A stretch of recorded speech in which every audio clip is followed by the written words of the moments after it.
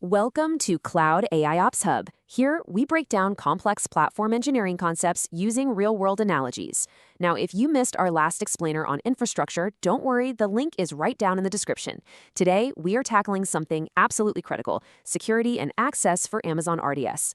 And we're going to frame it in a way you won't forget, by thinking of it as your apartment's front door lock, building rules, and access codes. Okay, let's just pause on this quote for a second, because this is really the heart of our entire conversation today. Most teams can get a database connection string and make it work, but very few take a step back and actually design a secure way to access that database from the ground up. And that difference, that shift from a reactive task to a proactive, intentional design, well, that's what separates traditional operations from true platform engineering. So let's talk about the common pitfall, the place where so many teams stumble. It's easy to configure a database, check the box that the task is done, and just assume it's secure. But what does that default configuration actually look like under the hood? This slide says it all, really. A single line of code can make or break your security. If your database is configured with publicly accessible equals true, or if its port is just open to the entire internet, you've basically put out a giant flashing welcome sign for attackers. That's not a secure configuration, it's a security incident just waiting to happen. The secure by design approach, what you see on the right, makes sure it's private from the very start. To really get this right, let's reframe the whole problem.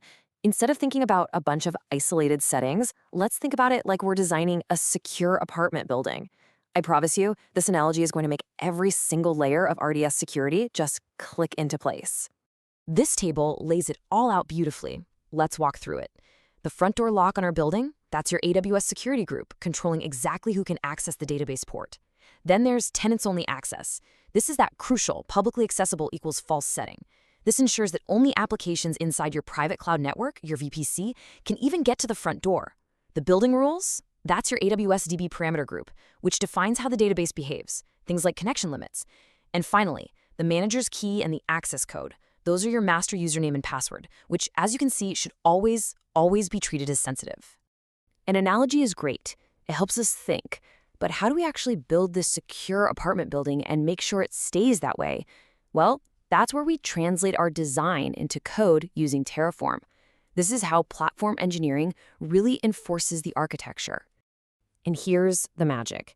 By defining all of this in code with Terraform, we eliminate the biggest sources of human error. No one can just go into the console and manually change a firewall rule, accidentally opening a port to the world.